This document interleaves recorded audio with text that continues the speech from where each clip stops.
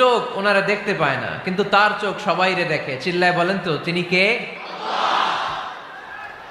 সব তিনি দেখতে পান, সব তিনি শুনতে পান।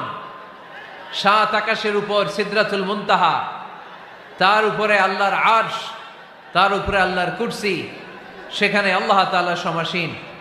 এই আরশের উপর থেকে আল্লাহ তাআলা জমিনের অতল গহ্বরে, কোন জঙ্গলে, কোন গুহার ভিতরে কোন পিপিলিকাও যদি হেঁটে যায়, আল্লাহ বলে এত উপর থেকে ওই পিঁপড়ার হেঁটে চলার পায়ের আওয়াজটাও আমি আল্লাহ শুনতে পাই।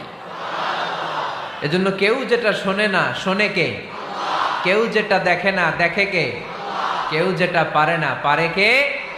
আওয়াজ করে বলেন, আল্লাহ কি আমাদের কাছে না দূরে? আমার বাবা মা আমার যত কাছে, তার চাইতো আমার বেশি কাছের কে?